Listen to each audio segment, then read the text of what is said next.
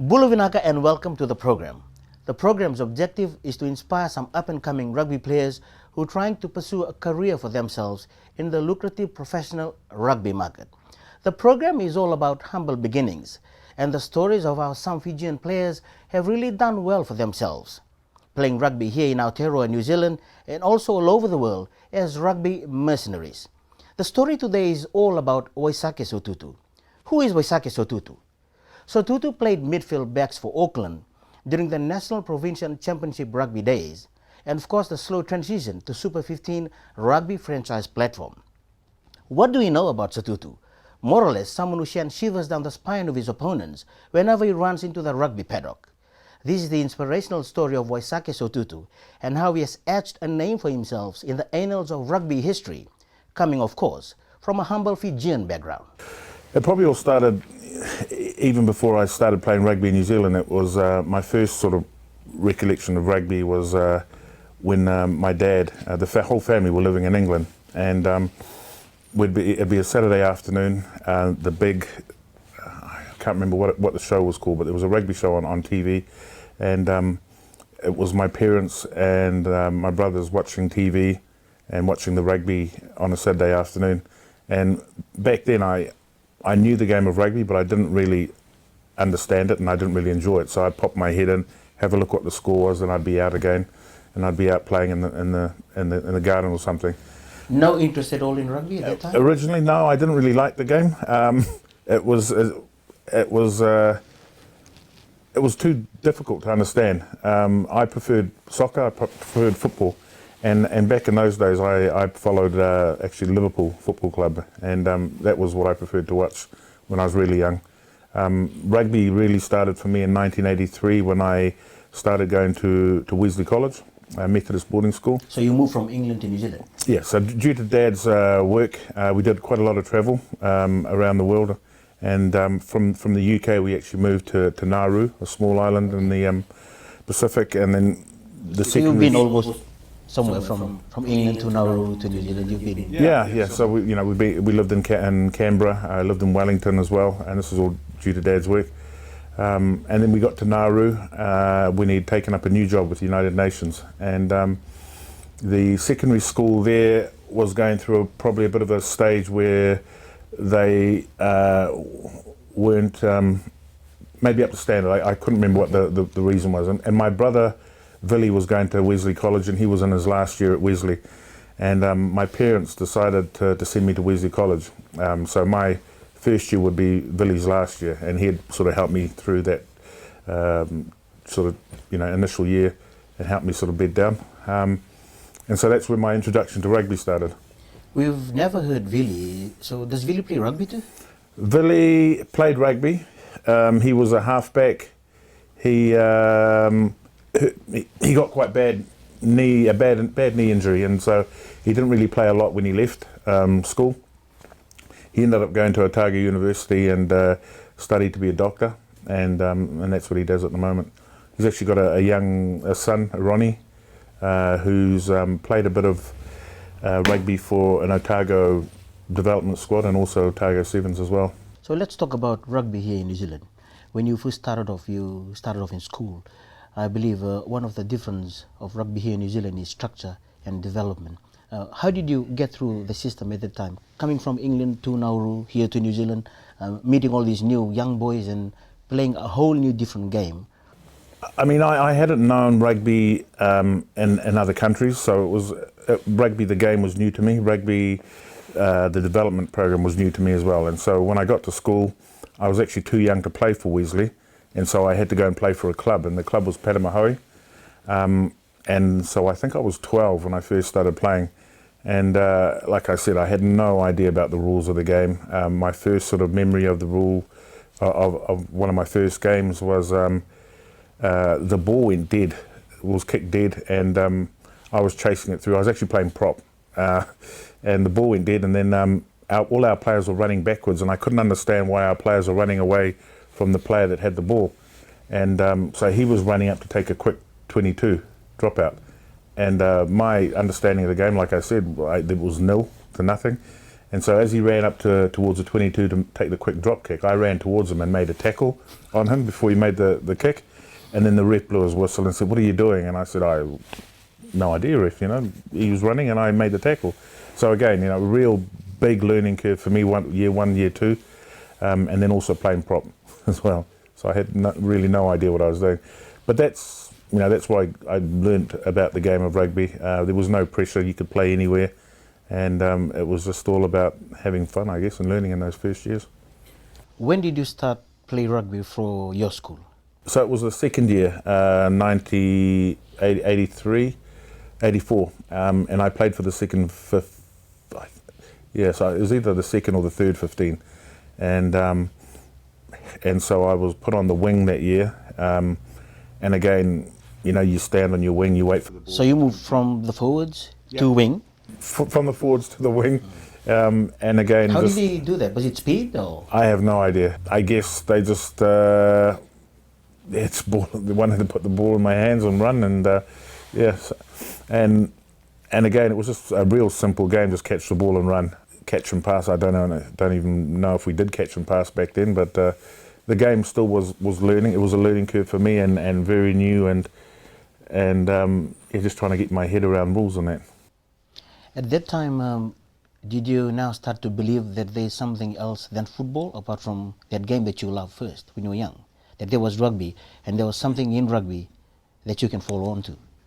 I only knew two sports in the winter. It was either rugby or it was football, and a lot of my friends were playing rugby, and so it just seemed like the natural thing to do. And back then there was no thought about making a county secondary school or a New Zealand secondary school team or anything like that. It was just something we did on a Tuesday, Thursday, get out and have fun with your friends, and just a game for them. It was just a game. It was just a game, something we did on a Saturday because that's what you did on a Saturday. It was getting into that New Zealand sort of lifestyle where you just played rugby. There was no other way to see anything else. To me, at a young student at Wesley College, it was rugby on a Saturday. There was nothing else, and you trained Tuesday, Thursday as a team, and then you played with your mates Monday, Wednesday, just mucking around on the field. You just mentioned lifestyle. At that time, did you begin to notice that rugby is almost like a fashion for children in New Zealand, like a lifestyle for every children to follow? There were any other sports there, but people were really, mad about rugby. Yeah, I mean, even before while we were in England as well, you knew New Zealand was rugby and rugby mad. You knew about the All Blacks. When I got to Wesley, it was rugby, everything. Big traditional games. You watched the first 15 play, and you saw how much passion people had for playing for their schools and that. And I'd sit there as a junior and I'd think, oh man, and shucks, I wish I could do that one day. And my goal back then was to play first 15 rugby, and I wanted to do the first 15 haka because I thought it was so cool. But then I looked at the players and I thought, these players are massive. I don't really want to play against them. So yeah, you sort of get sucked into that rugby psyche of the country or of the school, and it's real traditional. It's real our school against your school history. Wesley College is black and white, playing against a school like St. Stephen's is black and yellow, and it's real. The school and everything just gets them behind, a game, especially if you're playing St. Stephen's at the end of the week. The whole week is built up around passion for your school, and it was hard not to get sucked into that rugby traditional, environment. What would you call the highlight of your rugby career? I'd probably say that one of the biggest highlight for me was making the first 15. I talk to students now when while they're at school, and you talk to my son's friends and that, and the highlights, one of the big highlights for me playing, even you include the other stuff afterwards, after school, was first 15 rugby. Because you were so tight as a group, and there was so much history behind what you thought was the best team to play for. And so that's where you really get captured with the game of rugby if you're a rugby nut. It's first 15 rugby, you're the best at your school and you're playing for your school. And at Wesley, we weren't a big school. There probably would have been under 300 people, 300 students. That's boys, girls, juniors. And so there wasn't a lot of students to pick from.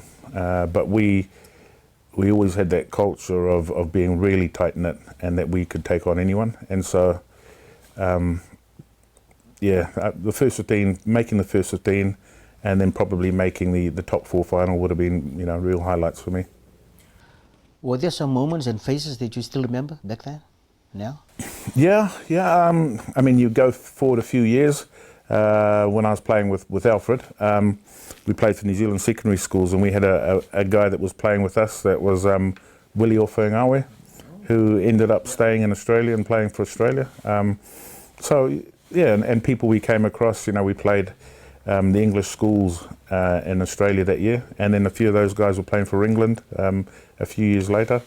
Faces that you see along the way, and you see them a few years down the track, and there he is. He's playing for England, and it's good. It's good to come across those faces again. Let's discuss about support from home, from your parents. Probably different for me. I had support, but it was more from letters and phone calls, and after games, because I came to Wesley as a boarder. And so it was me in New Zealand and my brother down in Otago. And so the support that I had was more over phone calls and, talking to parents. And then, the big decision when I left school was around, what are you going to do? Are you going to go to uni? Are you going to do this? Are you going to go to teachers college? And so, there was life support around decisions around what I wanted to do after school. But rugby... Back then, rugby was still just a game, and my parents would be pushing me to, look, don't worry about rugby. Rugby is a game. You're not going to earn money from it, so you've still got to make sure that you've done enough background work so you've got something to fall back on, if to make some money to live off. And so Dad would be asking about rugby and that, but then it would be, make sure you've done this, and make sure you know what you're going to do next year, and make sure are you going to go to teachers college, you're going to go to university, and so and like I said, my parents went there every Saturday to watch my games, so until I got to playing for Auckland and games were televised, they actually didn't see a lot of my games, a lot of what I was doing, and they'd read. I've got my mum's brother was up in Whangarei, and he would send over clippings to them in Fiji or wherever they were, and so that's how they would sort of keep up to date, because I wasn't the best letter writer, or it would be a phone call once every 3 weeks maybe or something, and so that's how they supported me. That's how they knew what was going on. It was probably more around other people that had seen what I was doing and pushing info to them. But the support was always there. I mean, parents support you through thick and thin and whatever decision you want to make. So, Mum and Dad were there to support me and push me. The move from winger to second 5'8" and centre, where you made a name for yourself. I probably always wanted to play second centre. So it was, to me, that's where I thought I could play, or that's where I thought I should be. But you're just a player, and a coach has other ideas and where you fit into his big jigsaw. So like for even at school, I played second 5. I played a couple of games at first 5. I played games at fullback, and it was just doing what was right for the team. And then obviously playing for Marist, my club. I was currently playing, I think I was playing centre for Auckland, but when I was going back to club, I was playing wing for club. And again, it was just, I didn't care where I was playing, as long as, guys got to play as well. I didn't push other people out of their positions, and you did what was best for the team. If you ask me what position I preferred, I liked wing because I used to play wing as like a roamer. I would just go wherever I wanted, and I sort of had a bit of a free license. I wouldn't park up on the wing and wait for the ball, and so I liked that idea. As a second five or a midfielder, I liked it because you got the ball in your hand a lot more and you made decisions and things like that. So they both have pluses and negatives, I guess. Just tell us about your days at Auckland. Auckland was at the peak of his game at that time. I think it was NPC. I go back a few years. So when I was at Wesley, I watched the 1987 World Cup, and you saw the All Blacks win the World Cup at Eden Park, and it was massive. And these guys are like, again, being at Wesley, a rugby nut school, these guys were heroes back then. Grant Fox, Zinzan, Michael Jones was coming on the scene, the Wetton brothers.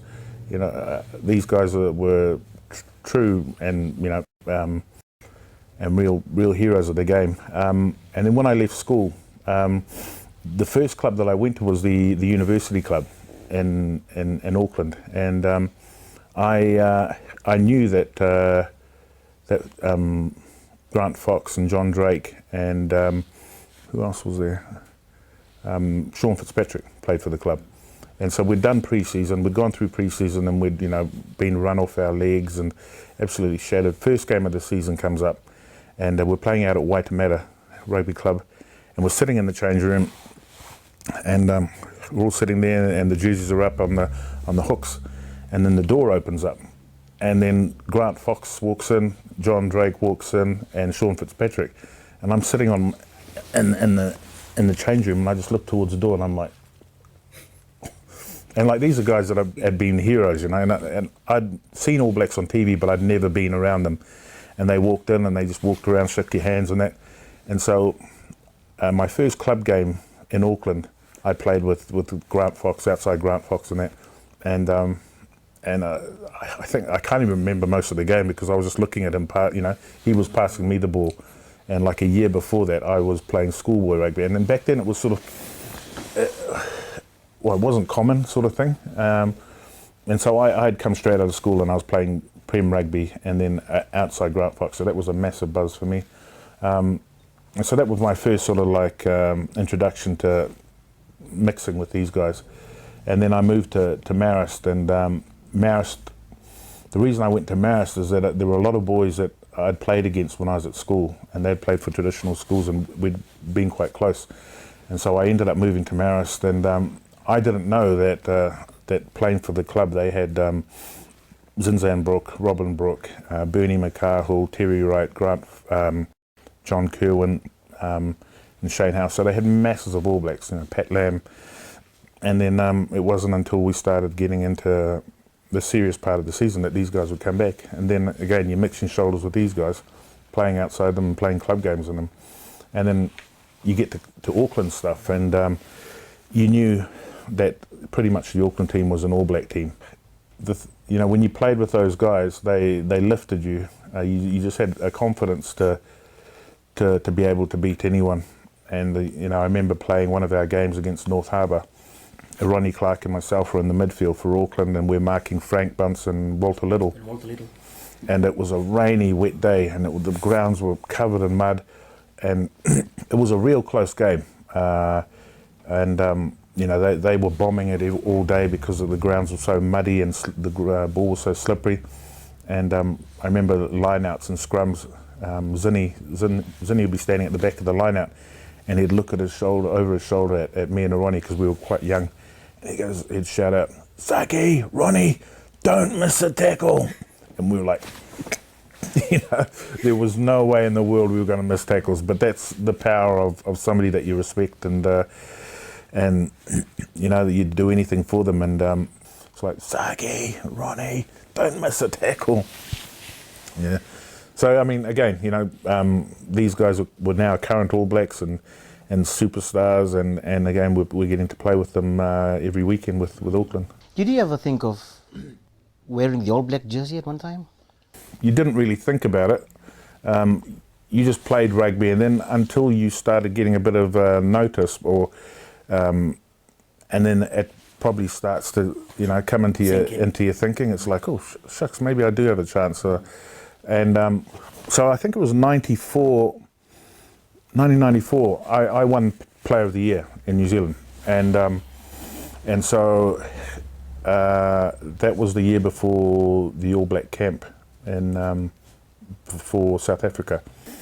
So in the camps leading up to that, I had played a season with a really bad shoulder, and my shoulder would keep dislocating if I caught it in different positions, and so I knew how I would get away with that, and I'd strap it up. And there's actually footage of some of the games where I've got to go to the sideline and I'm getting an injection in it, and then I run back on the field. But I got through that season, and so I think I won the Player of the Year that year. And so there was a lot of talk about me making the All Blacks that year, the year after. So we went to camps and that, and again there was talk about a camp, and then myself and Jonah not doing too well at the camp, and I had the operation on my shoulder, so I was going to have a late start to the year. But anyway, we came through, and we played the All Black trial for that game, and Jonah had an absolute cracker of the game. He was amazing that day. The trial was up in Whangarei, and so he was on the left wing for the black team, and I was on the left wing for the white team. And so he scored a couple of tries, and I think I scored one, and so it was fine. And like in the back of your mind, you were hoping, but I sort of I wasn't that confident. And they named the team, and I don't think I wasn't named, but I heard a rumour that we were in a group that were non-travelling reserves to go.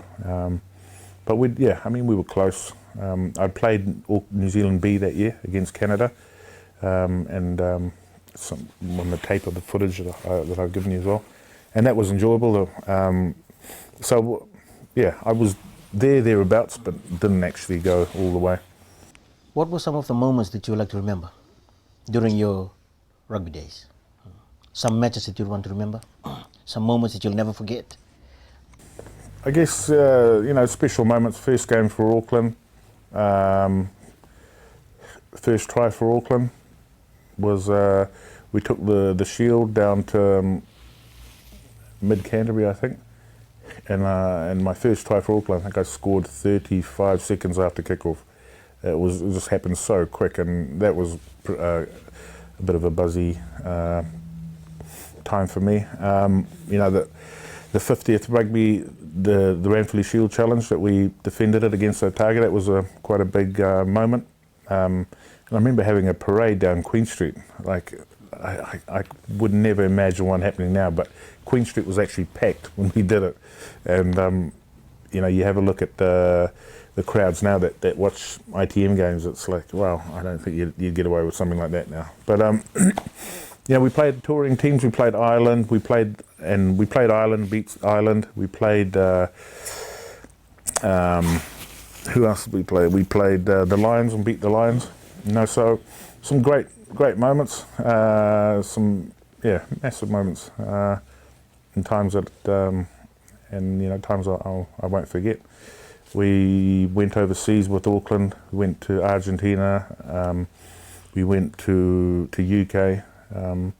Some great memories. Some awesome people that you played with and met, and guys that that'll be your friends forever. And then guys overseas as well, that you'll always stay in touch with.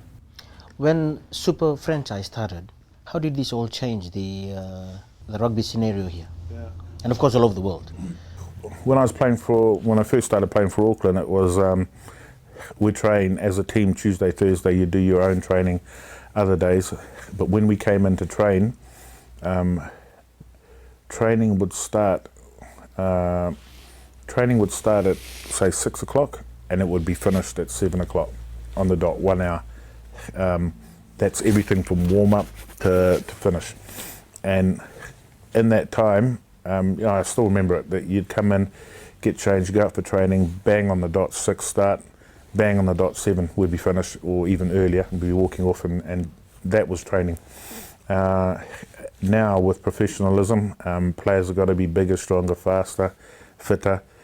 and training is now 5-6 days a week plus recovery sessions, and so you're getting paid to perform. And you know, when you started getting paid, there was obviously more emphasis on you having to be shown to be doing more work and getting your standards of for your body up as well, because everybody else was too. And so training times changed. You were now training 5 days a week, 4 days a week, and trainings you're doing 2 sessions a day. And so it was just more effort and more taxing on the body. But yeah, I mean, you certainly knew that things were professional. Games were now getting played at night. There were no more day games. I remember our first game against, the first super game against the Hurricanes. It was a 7 o'clock kickoff, and we had never played at 7 o'clock, and it was so weird that you slept in, and you had to try and keep yourself busy until, you know, kickoff time. And probably the first couple of times we got it wrong, you guys would sleep in, go to lunch, and then go back to bed, and so you get to the game and you're real lethargic. Whereas I think you do it a little bit different now. You make sure the guys are up. You might go for a run around in the morning, and you just keep guys on their feet. And so there's a lot of learnings in those first years. Yeah, so it was definitely a change of the times for training, and also, you know, the effort that you had to put in. Moving from New Zealand to Fiji, that move that you made, and of course the World Cup tournament that you went to. I was still playing for Auckland, 96, 97, rugby went professional in 96. It got to end of 97, I had a bit of a bad knee in 96. I got a knee injury, and it was a little bit, it was quite hard to deal with the amount of trainings that we were doing. It just kept blowing up, had to keep getting it drained. And so it started off that somebody came up to me and said, "Oh, look, would you be keen on going to Japan?" And I said, "Yeah, yeah, sure, I'd be keen." And then like 2 weeks later, he came back to me, and he said, "This is actually Willie Lose," said, "No, the guy from Japan wants to have a talk to you if you're keen." And so it was like, oh shucks, you know, I hadn't really thought of it that much, but yeah, I'll talk to the guy. And so I moved. I had to tell Graham Henry in '87 that I was going to Japan, and he wasn't that happy. And he actually dropped me from the A team to the Bs. But it's a different story. Anyway, so '98 I go to Japan, and so I'm playing in Japan for the whole of the '98 season. Another eye-opening experience. And then World Cup year was '99, and Fiji had approached my club in Japan to ask if I'd be available. And the club asked me, and I said, "Look, it just depends on you guys, because you know, obviously the club pay my salary. If they're happy to let me go for the whole year, then I'd be happy with it." But I sort of felt bad because guys had been there beforehand to help them get to that stage, and so I didn't want to feel like I was just jumping on the boat, and so I was a little bit, yeah, I wasn't sure whether I should do it. But the company said, "Look, there's actually, if they request for you to go, we can't stop you. You have to go, otherwise you can't play up here." I think it was an IRB rule or something that they said. And so I got asked to go back for the trial in the beginning of, I think it was the beginning of '99. And so that was, I probably hadn't played a lot of rugby in Fiji ever. We'd done one school tour in Suva and Nandi, 2 games. And so this was, I think, maybe the first time I was playing on the national stadium, and it was cool because I'm terrible in the heat as well. I must, yeah. Everyone calls me a plastic because I can't handle the heat. So luckily it was a cool day. It was a little bit drizzly, so it kept the temperature down. But we played that trial, and after the game, I think we went up to Nandi, and so I ended up getting named in the team. and then we went through. We played the Pan Pacific. I think we won the Pan Pacific that year, and then we went up and we had a tour to Australia. We toured to Italy as well as build up for the World Cup. But that was, you know, real eye-opening experience again. Coming from, now I've come from like a professional setup sort of thing, and then going back to Fiji. Both professional in their own ways. It's just different, you know. And yeah, it was a massive experience and massive learnings around, you know, you don't have to have all the money in the world and all the fancy bells and whistles to get results.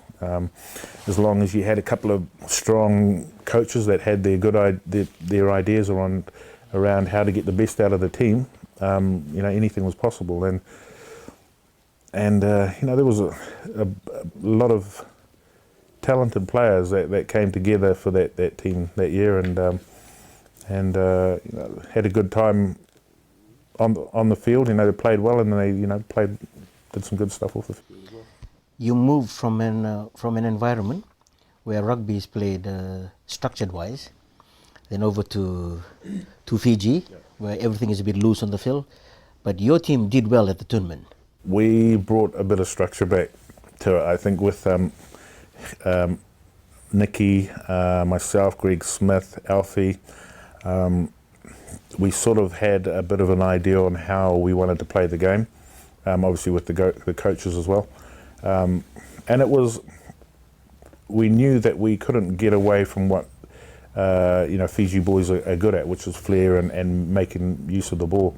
But we knew as well that we couldn't do it from everywhere on the field. And so, you know, you look at the tapes and you look at some of those games that we played, quite a territory game that wasn't probably expected. We weren't scared to kick the ball to space and make sure we had a good chase line coming through. And you know, a few of the tries that we scored were from kicks into space and just good pressure on the ball, and turnovers, and then you know, getting the results from an organised chase line. But yeah, I mean, we still wanted to throw the ball around, and I think in the game against England in that year, Brad had an idea that we would try and beat their structure with a bit of flair, and you know, it was close. In the end, they were just too big and too strong in the end. But you know, the scores weren't that massive that you think that Fiji got a hiding. Yeah. That game against France? Yeah. And Paddy O'Brien? Paddy. Yeah. I remember starting that game, and it was quite a fast-paced game. And I remember saying to the trainer earlier on in the game, I said, some of our boys are blowing, you know. And because the ball was we were moving the ball around, and it was kicking, there was counter-attack and that. And then, and I thought we were holding our own in the forwards and in the scrum and that. And then the penalty try came, and it was a bit of a moment where you sort of stood there and it was like, what was that for? You know, it wasn't like we were under pressure. In the scrum, it was just, the scrums were just dropping down. And I think they were slipping on the turf. But the positive thing was that we didn't throw the towel, and we kept going. And, you know, we only just missed out. And again, you know, it just showed that, you know, a bit of effort and a bit of mongrel that the boys had to keep fighting till the end, even though we could have just dropped our bundle and you know, waved the white flag. But it was yeah. And I remember Paddy getting a bit of stick for that after the game, and I think he probably still gets questioned by Fijian people when they see him about it. How are you giving back to rugby now in New Zealand? When I came back from Japan, I sort of, it was a stage in my life where I was like, okay, what am I going to do now? And, you know, you think about opportunities that always come up for you, and I was lucky enough. I'd had a couple of months off after coming back from Japan, because it's always tough to come back and try and get back into your New Zealand lifestyle. I was up there by myself, I had no kids with me, and then getting back into routine with kids, the noise around the house, so you've lived lived by yourself for 3 years, and then you come back to a madhouse, and so that took some getting used to. But I was lucky enough to get a job with the Auckland Rugby Union, and had an interview with Ant Strawn, and I worked with player development in secondary schools, and I'd have to say, I'd coached up in Japan for 4 years with men. Coming back and doing some work with kids and coaching young kids, it's really tough to coach young kids, and I think it's probably the hardest coaching we've ever done is coaching young players, is because you've got them for an hour and you've got to keep them interested in what you're trying to do. You've got to break down skills and everything so they can understand it.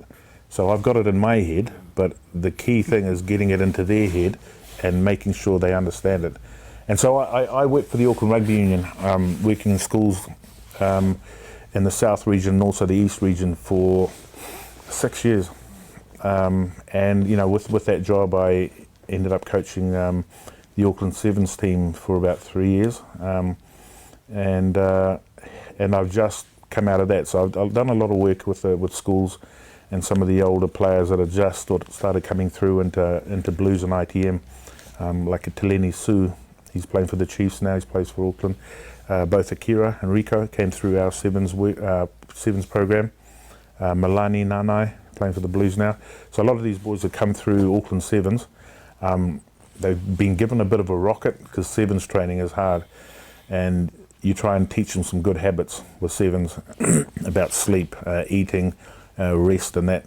And I think it's sort of helped them with where they are now, to know that they need to push themselves hard. So I've done that for the last 7 years, and then the opportunity came up about 6-7 months ago, where my old club were looking for somebody to come and help with a bit of restructuring and put some programs in place to help the development at the club. So Auckland Maris asked me to come along and would I be interested in an interview first and then a job, and so I took up the role because I think I needed a change. 7 years with Auckland, great place to work for, but I was just getting a little bit stale in what I was doing. And so now I'm with Club Rugby. Club Rugby is just a real different beast at the moment. Just trying to get players, keep them interested through the whole club season. So that's what I'm doing at the moment. I'm working with, come out of the school space, and now I'm with Club Rugby. We have noticed that in the past few years, players from Fiji, for instance, have been recruited while they're at 18 and 19.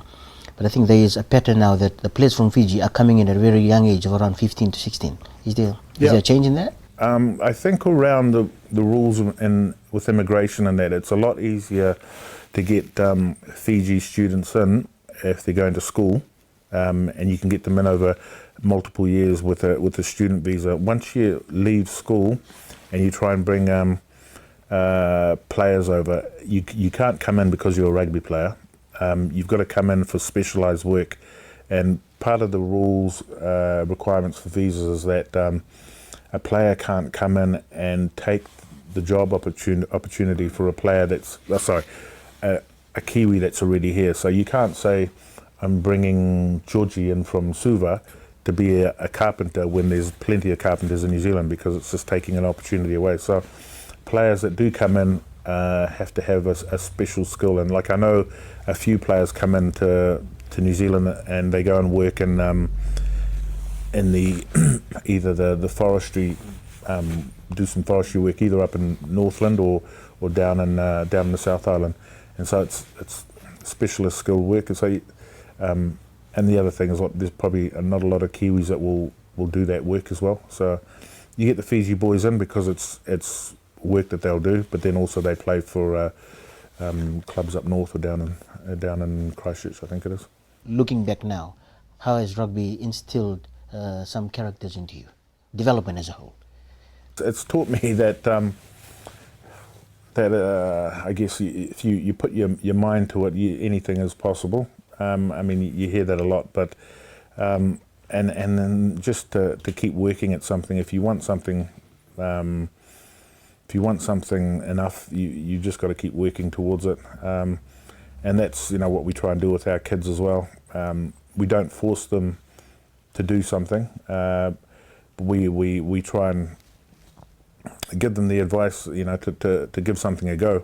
But once they do give something a go, and they know that's something that they enjoyed, then they need to commit to it if it's something they want to do, and not to do something half-hearted. The most frustrating thing is if you've got a person with talent that doesn't really understand it, and then when they know that they're good at something, that they don't fully commit and they don't understand, they don't reach that potential. That's frustrating. But I mean, it's just self-driven, making sure that you push yourself to achieve what you want to achieve, I guess. Waisake, there will be some young players who will be watching the show tonight, probably from Fiji, from Samoa, from Tonga, probably here in New Zealand. What would be a last word you want to say to them? I'd probably say just never shut the door on learning. You're always learning. It doesn't matter how old you get, you're always picking up something new every day. And you won't know until you actually try and put that into practice. So you're never too old to learn, and you're never too old to give something a go. And like I said before, a bit earlier on, if you know what you want, just push yourself hard enough until you can get to what you want. Waisake, thank you so much for coming to the show tonight and share with us your very inspirational story. We will see you on the next program. We're up with Alfredo Lunau, one of the best fullback that Fiji has ever got.